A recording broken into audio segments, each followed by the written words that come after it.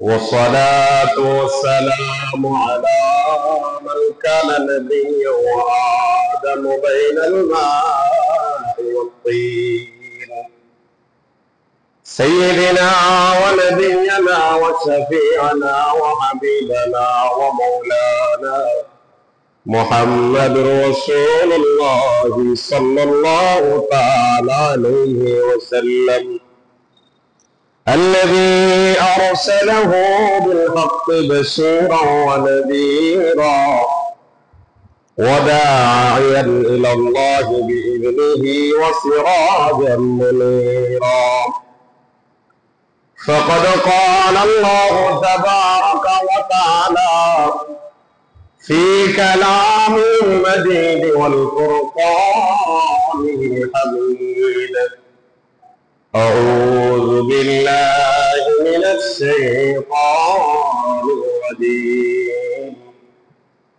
بسم الله الرحمن الرحيم لقد من الله على المؤمنين إذ بعث فيهم رسولا وقال تعالى محمد رسول الله والذين معه أشداء على الكفار وقال تعالى قد جاءكم من الله نور وكتاب مبين في شان حبيبه ومحبوبه مخبرا وآمرا إن الله وملائكته يصلون على النبي يا أيها الذين آمنوا صلوا عليه وسلموا تسليما اللهم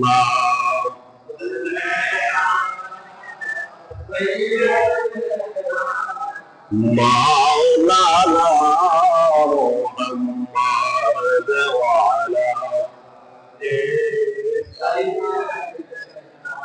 مولانا محمد اللهم سلم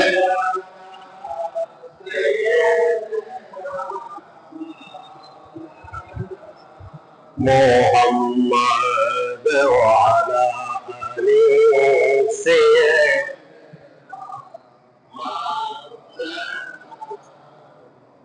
আদম যখন মাটি অপানি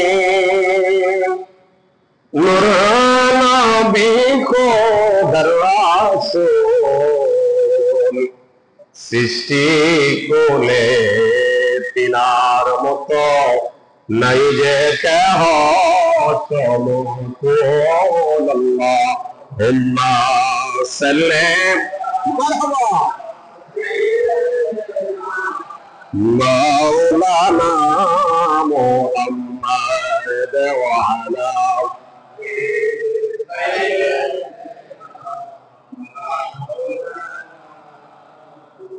সৃষ্টি কুলের সবাই বলে আজকে ওদের খুশির দিন এ ধরাতে তশরীফ আনলেন রহমাতাল লিল আলামিন আল্লাহুম্মা সাল্লি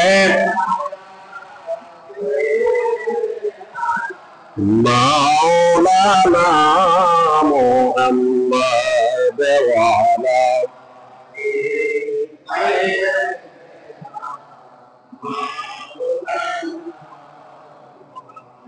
জগৎ পাগল কাবার জন্য কাবা পাগল মাবুদের মাবুদ পাগল নবীজির জন্য নবীজি পাগল উম্মতের আল্লাহুম্মা মারহাবা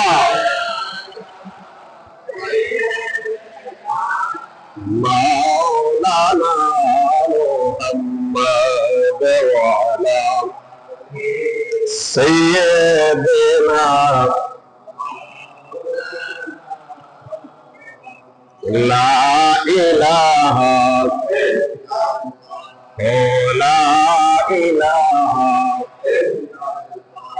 لا إله لا إله لا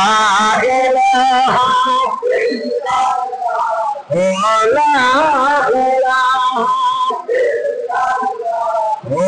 لا إله إلا الله لا إله لا إله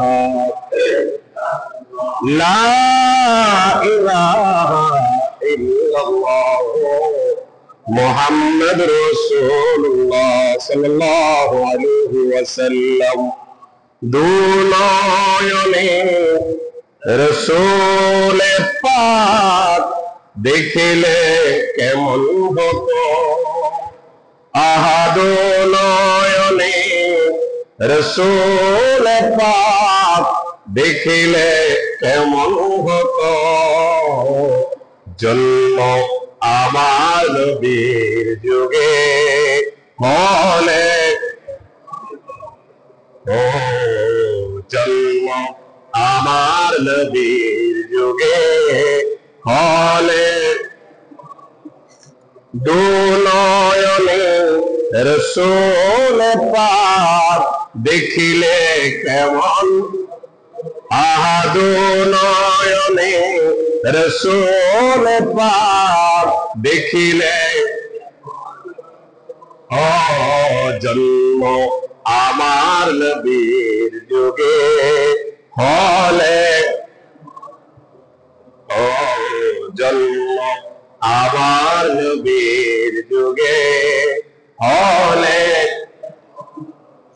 আসত বেশে হযরতে বেলালের মধুর আযান আসত বেশে হযরতে বেলালের মধুর আযান যে আজানে ছিল এমন প্রেম মুগ্ধ রহমান দয়াল নবীর পিছে নামাজ পড়লে কেমন হতো দয়াল নবীর পিছে নামাজ পড়লে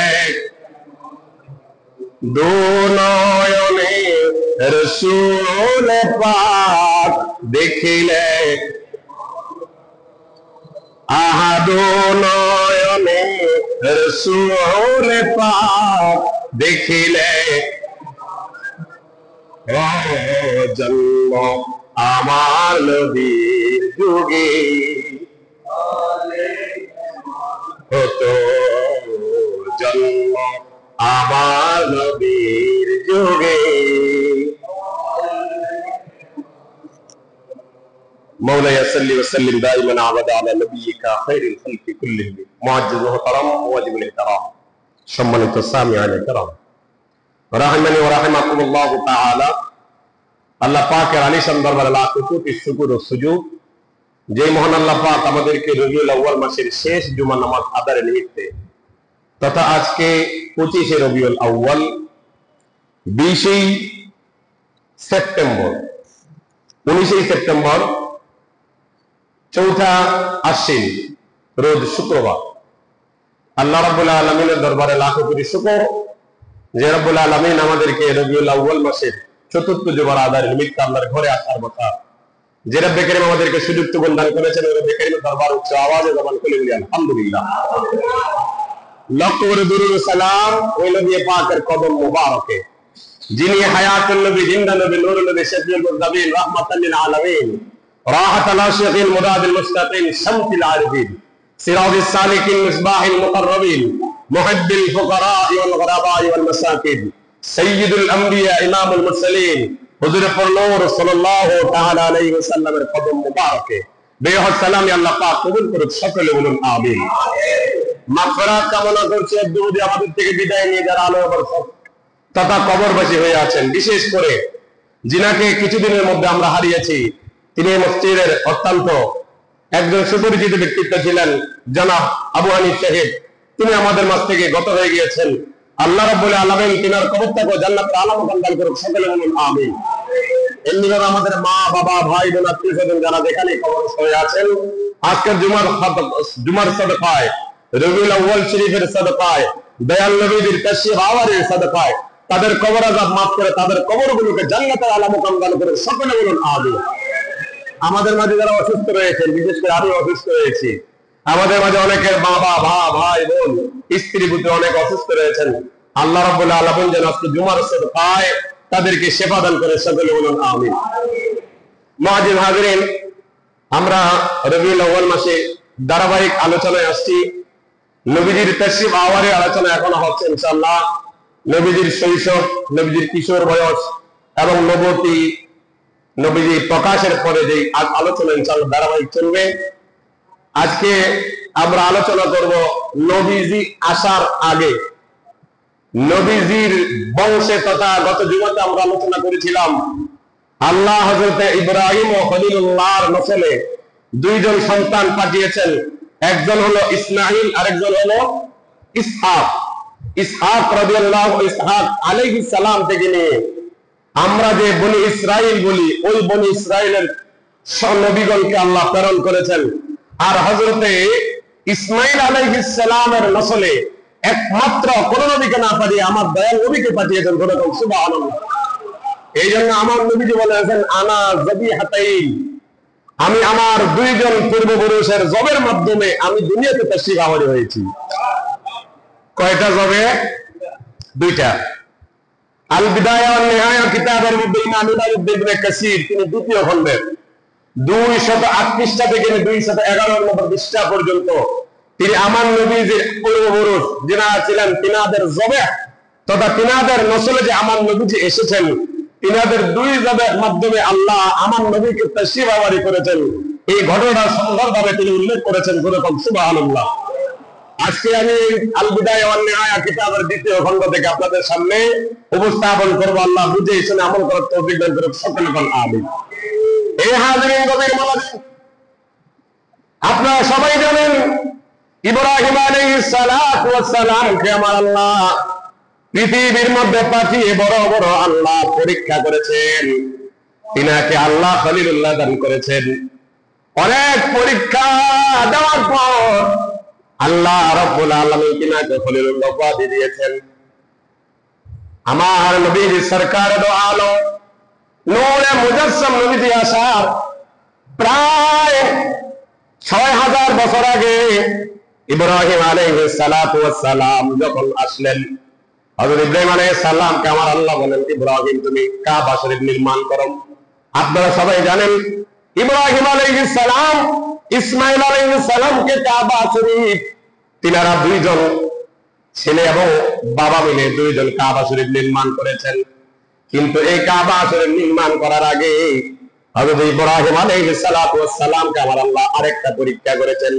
সেটা হলো হযরত হাজরা আলাইহিস সালাতু ওয়াস সালামকে আর ছোট শিশু ইসমাঈল আলাইহিস সালামকে আল্লাহর হুকুমে সুদূর সিরিয়া থেকে বর্তমান যে বাক্কা শহর মক্কা শহর যেটা রয়েছে জমজম কূপের পাশে তিনাদেরকে দেওয়া হয়েছে। আপনারা সবাই জানেন হযরত ইসমাঈল আলাইহিস সালাতু ওয়াস সালামের পা মুবারকের তিনার কুর মুবারকের আঘাতে আল্লাহ জমজমকে আল্লাহ উঠাইছেন। কথা বলুন ঠিক কিনা?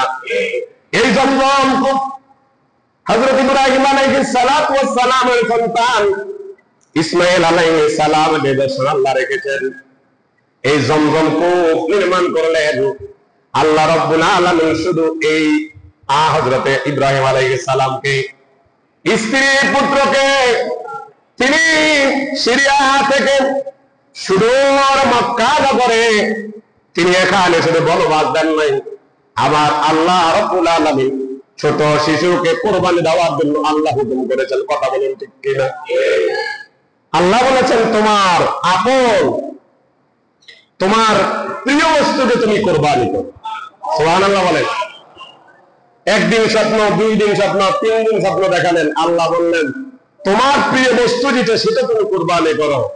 তখন ইব্রাহিম আলাইহিস সালাম আর বুঝতে দেরি করলেন না যে আমার প্রিয় বস্তু তো আমার সন্তান, আল্লাহ তো ওই সন্তানকে আল্লাহর রাস্তায় কুরবানি দেওয়ার জন্য বলতেছেন। এখন তো আমরা কি কুরবানি দেই, কথা কয় না, হ্যাঁ? অথচ আল্লাহ বলছেন কি, তোমার প্রিয় বস্তু কোরবানি দিতে, মানুষ না, প্রিয় বস্তু কোরবানি দাও। হ্যাঁ, ঠিক আছে না? এই জন্য ঘুম দিয়া কাটাইলি মানা চিরকাল। আমরা তো ঘুমের মধ্যে আছি, কথা বলেন ঠিক কিনা? আল্লাহ কি যে আপন তোমার প্রিয় বস্তুকে কোরবানি করো, এখন আমরা বনে বসে জবাই করি, কথা বলবেন না? এই হাজির গভীর মনোযোগ। হযরত ইসমাঈল আলাইহিস সালামকে সুন্দর করে পোশাক পরালেন, নিয়ে যাবেন কুরবানির জন্য। আপনারা সবাই জানেন আল্লাহ রাব্বুল আলামিন হযরত ইব্রাহিম আলাইহিস সালামের সন্তানকে বললেন, ও বাবা, আমাকে আপনি সত্যবাদী ধৈর্যশীলদের সাথে পাবেন। ও বাবা, আপনি আমাকে জবাই করবেন, তবে আমাকে আপনি পাক ভাবতে হবে। আপনারা সবাই জানেন, ওই দিকে আর গেলাম না। হযরত ইসমাঈল আলাইহিস সালামের ঈমান দেখেন কেমন। ছোট শিশু বলতেছে, বাবা, আল্লাহ যদি বলে আমাকে কুরবানি দিতে, আমার এখানে কোনো আর কথা নেই, যেরকম সুবহানাল্লাহ। হযরত ইব্রাহিম আলাইহিস সালাম ছুরি দাঁড়াবেন, সন্তানকে কুরবানি দেবেন। সন্তানকে শোয়ালেন ঠিক, কিন্তু ধারালো ছুরি সন্তানের গলার মধ্যে কাটে না, কথা বলুন ঠিক কি না? আল্লাহ রাব্বুল আলামিন হযরত ইব্রাহিম আলাইহিস সালামকে বললেন, ইব্রাহিম, এই ইব্রাহিম, তুমি পরীক্ষায় পাস করেছো। হযরত জিবরাইল আলাইহিস সালামের মাধ্যমে আল্লাহ রাব্বুল আলামিন বেহেশত থেকে দুম্বা এনে হযরত ইব্রাহিম হযরত ইসমাঈল আলাইহিস সালামের কাছে রেখে হযরত ইব্রাহিম আলাইহিস সালামকে বললেন, তুই আবার ছুরি চালাও। ছুরি চালাইতে দেরি, বেহেশত দুম্বা কুরবানি হয়ে গেছে, যেরকম সুবহানাল্লাহ। চোখ খুলে দেখি ইসমাঈল দাঁড়ানো, সুবহানাল্লাহ বললেন। তার কারণ ইসমাঈল আলাইহিস সালামের ললাটে তো নূরে মুহাম্মদ রয়েছে। যদি ইসমাঈল জমা হয়ে যায়, তাহলে নবীজি তো আসবেন না, কথা বলুন ঠিক কিনা? হে হাজিরিন গভীর মনোযোগ। আজকে যারা নবীকে আমার মতো সাধারণ মানুষের কাতারে নিয়ে যাও, কুল ইন্নামা আনা বাশারুম মিসলুকুম, একটা আয়াত পড়ো, এরপরের আয়াতটা তোমরা পড়তে চাও না বন্ধু। সকল নবীগণকে আল্লাহ রাব্বুল আলামিন নূরে মুহাম্মদের নূর মুবারক দ্বারা বানাইছে, যেরকম সুবহানাল্লাহ। তিনি আদম মাটি, আর কেউ মাটি নয়, সুবহানাল্লাহ বলেন না? ইনশাআল্লাহ ধারাবাহিক আসবে। হে হাজিরিন, তাহলে একটা জবাব হযরত ইসমাঈল আলাইহিস সালামের জবাবের মাধ্যমে নবীজি আসছেন, সুবহানাল্লাহ বলেন না?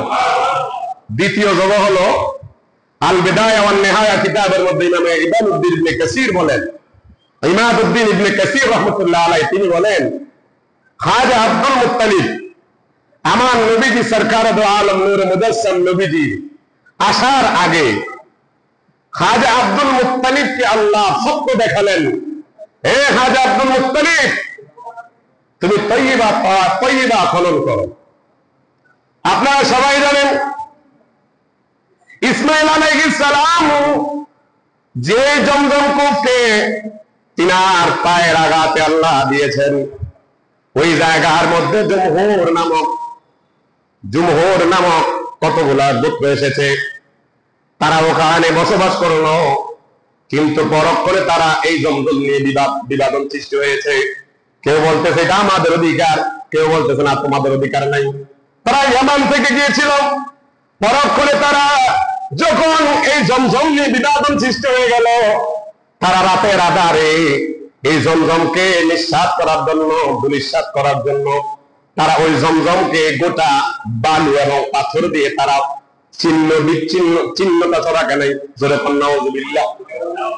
জুরহুম গোত্র, তাদেরকে মা হাজেরা জায়গায় দিয়েছিলেন। এটা তো অনেক লম্বা ঘটনা, ইনশাআল্লাহ বলা হবে।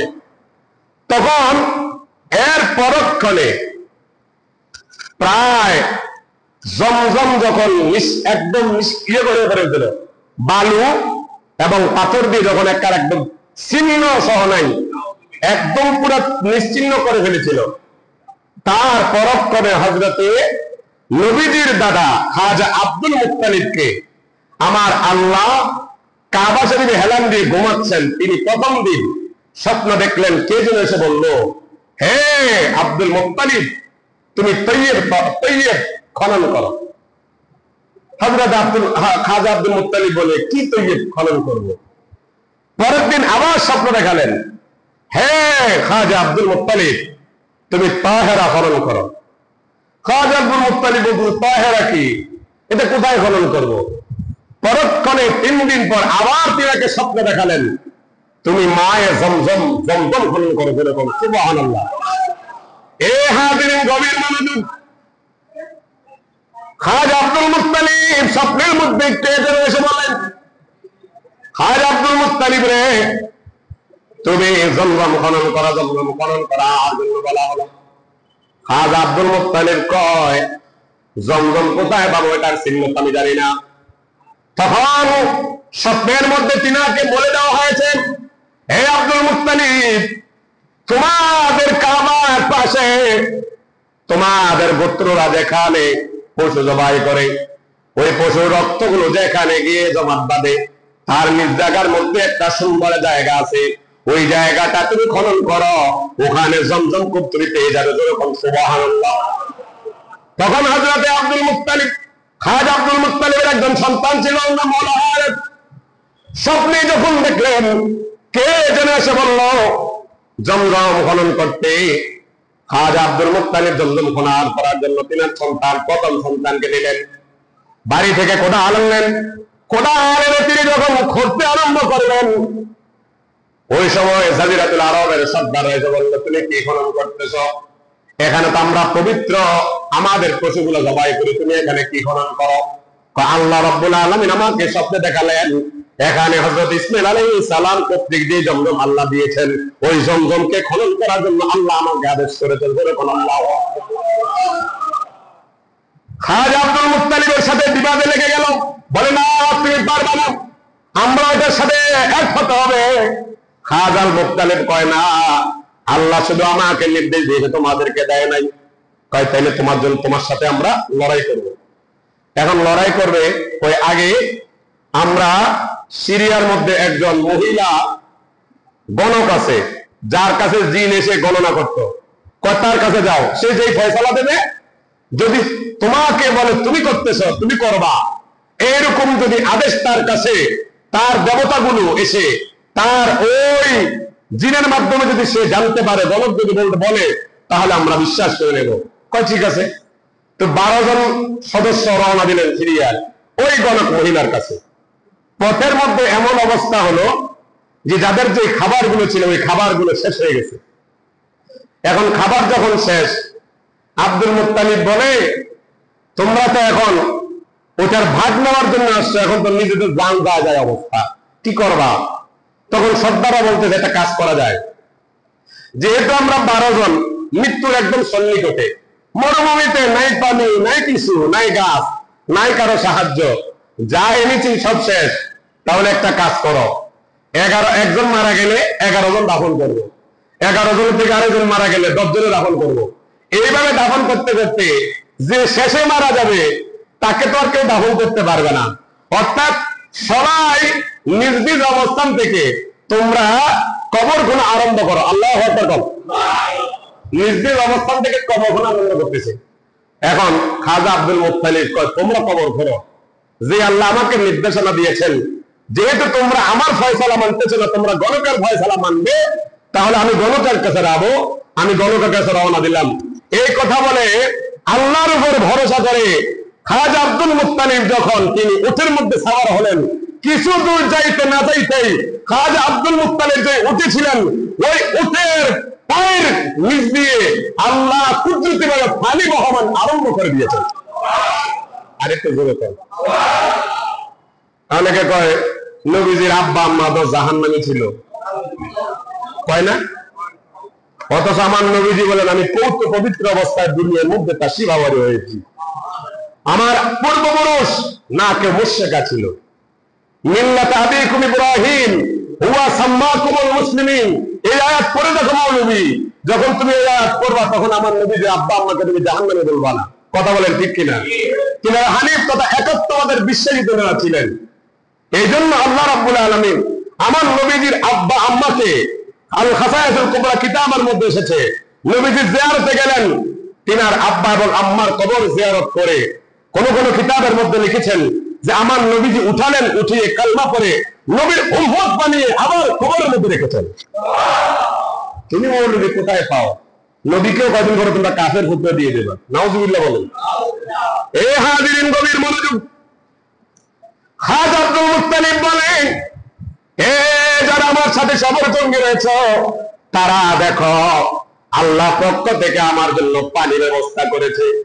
এখন 12 জন, তারা বলে হ্যাঁ, যেহেতু এখানে মরুভূমির মধ্যে পানির কোনো চিহ্ন নাই, যেহেতু তোমার ওই সাওয়ারির পা থেকে আল্লাহ রাব্বুল আলামিন কুদরতি ভাবে পানির ব্যবস্থা করেছে, অতএব আমার সাথে, আমাদের সাথে তোমার আর কোনো দ্বন্দ্ব থাকবে না। করে আল্লাহু আকবার। চলো চলো। এখন গেছে। এই দিক দিয়ে যাওয়ার আগে হযরতে খাজা আব্দুল মুত্তালিব একটা মান্নত করে ফেলছে কাবা ধরে। সুবহানাল্লাহ বলেন। কাবা ধরে মান্নত করছে, আল্লাহ তুমি তো আমাকে স্বপ্ন দেখালে আমি জমজম কূপকে খনন করতে, এখন এই জমজম কূপ নিয়ে তারা বিভাজন সৃষ্টি হয়ে গেল। আল্লাহ আমার তো কোনো ওইরকম শক্তি নাই, আমার সামর্থ্য নাই, তাদের তো ছেলে সন্তান অনেক, আল্লাহ আমার শুধু একজন হারেস আছে, আর নাই। আল্লাহ যদি তুমি আমাকে, এই কাবা ধরে বলতেছি, যদি তুমি আমাকে 10টা সন্তান দান করো, তাহলে আমি আল্লাহ আমার জাতে পাকের, তোমার জাতে পাকের কসম দিয়ে বলি, আমার এই 10টা সন্তান থেকে যেই সন্তানটা বেশি সুন্দর হবে, তাকে আমি আল্লাহ তোমার রাহে, তোমার এই খানে কাবার সামনে এসে কোরবানি দিয়ে দেবো। আরে তো জোরে করেন না সুবহানাল্লাহ। এখন খাজা আব্দুল মুত্তালিব তো মান্নত করলেন, তাদের সাথে রওনা দিলেন। এখন ফিরে আসলেন, আল্লাহ রাব্বুল আলামিন খাজা আব্দুল মুত্তালিবের দোয়াটা কবুল করেছেন। খাজা আব্দুল মুত্তালিব আল্লাহর কাছে 10টা সন্তান চেয়েছে, পুত্র সন্তান। তাফসীর দালায়েলুন নবুওয়া কিতাবের মধ্যে পেলাম, আল্লাহ তিনাকে 10টা সন্তান দান করেছে।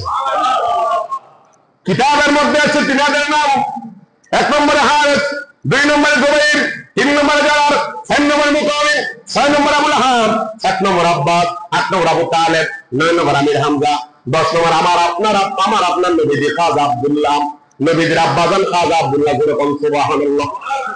কয়জন হয়েছে? 10 জন। এই 10 জন যখন হলো, খাজা আব্দুল মুত্তালিব তো জমজম খনন করলেন। এখন 20 বছর পর, কয় বছর? কথা কয় না, কয় বছর? 20 বছর পর।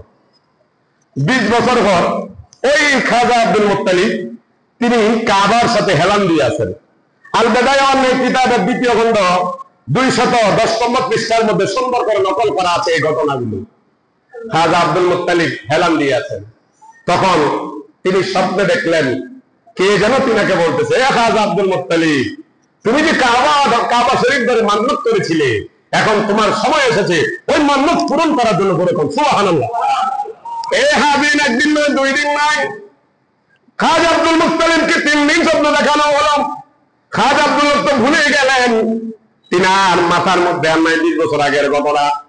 খাজা আব্দুল মুত্তালিব প্রথম দিন তিনি গুরুত্ব দেন নাই, দ্বিতীয় দিন গুরুত্ব দেন নাই, তৃতীয় দিন যখন তিনি বললেন, তিনাকে যখন বলা হলো, খাজা আব্দুল মুত্তালিব তুমি কাবা ধরে, আল্লাহর ঘর কাবা ধরে তুমি মান্নত করেছিলা, তোমার যদি 10টা সন্তান আল্লাহ দান করেন, তাহলে ওই 10টা সন্তান থেকে তুমি সুন্দর যে সন্তানটা হবে, জগতের মধ্যে যাকে তুমি সুন্দর বললে, তাকে তুমি আল্লাহর রাস্তায় কোরবানি করবা।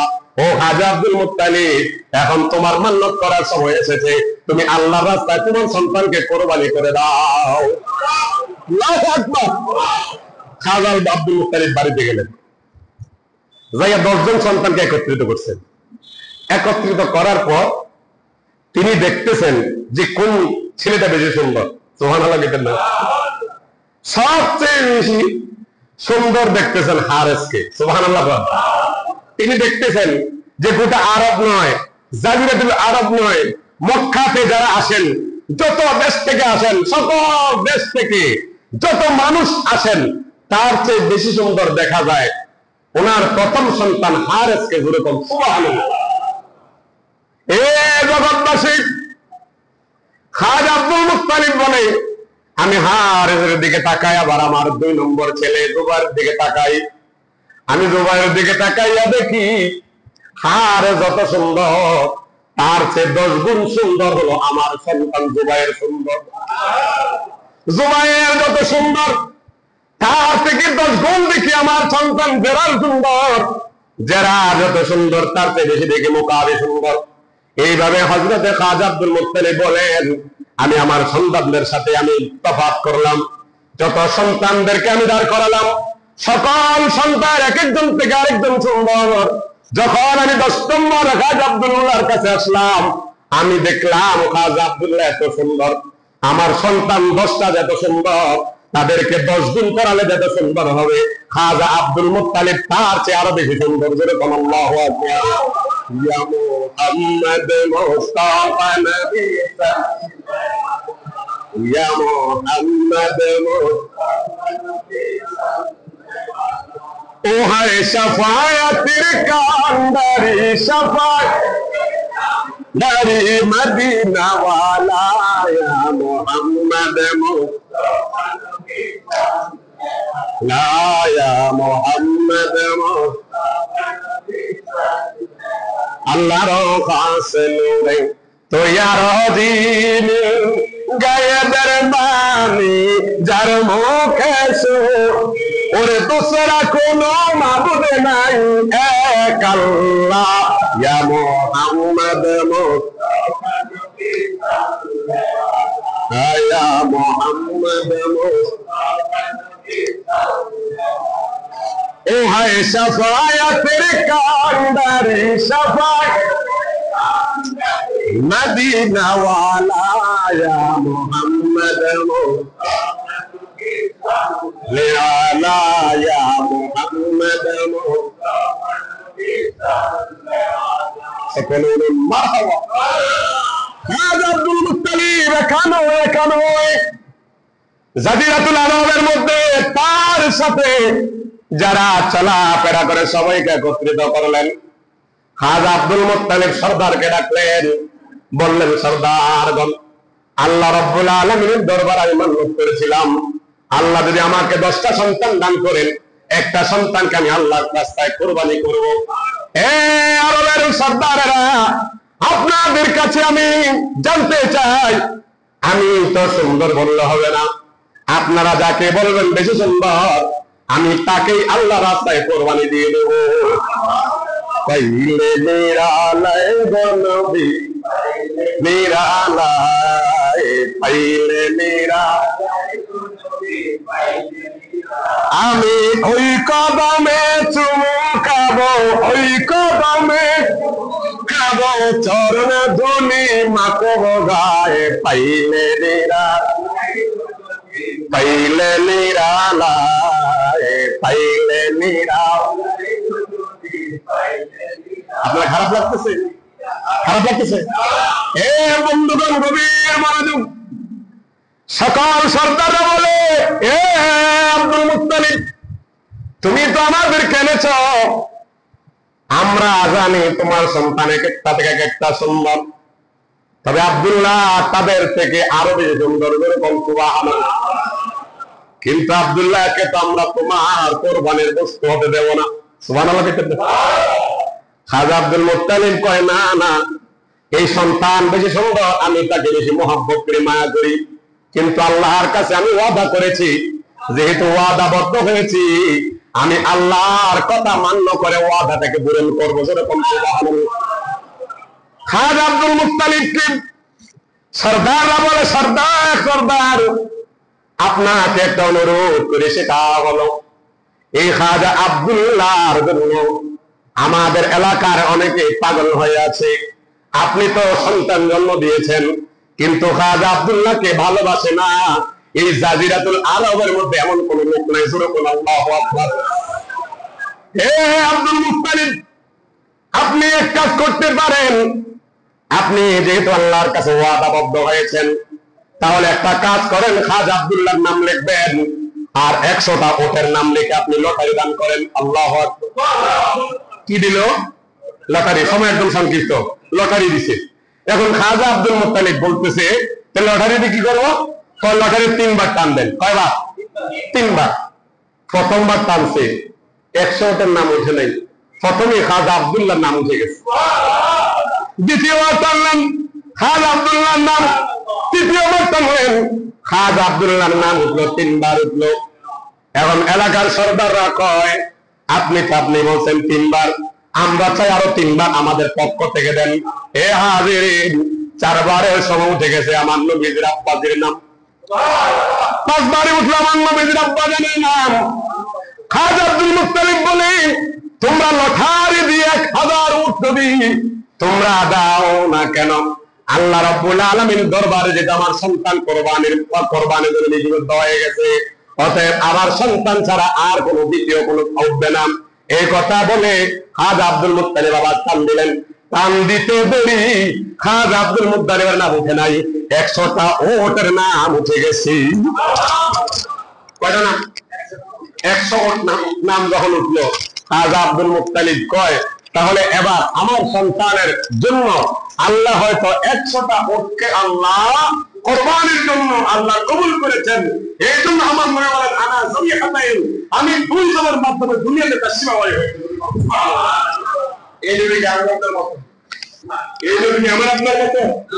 আমার মত মানুষ নবী বেঈমানেরা কয়, বলেন ঠিক কি? এই মাত্র নবী তাসবিহ হয় হচ্ছে, নবীদের ছোটবেলার ঘটনা, নবীদের শৈশবের ঘটনা আরো আছে ইনশাআল্লাহ। ধারাবাহিক আলোচনা হবে মাহমুদ বিল্লাহ। আসসালামু আলাইকুম ওয়া রাহমাতুল্লাহি ওয়া বারাকাতুহু। যারা সারা কথা বলেন ভাই বলে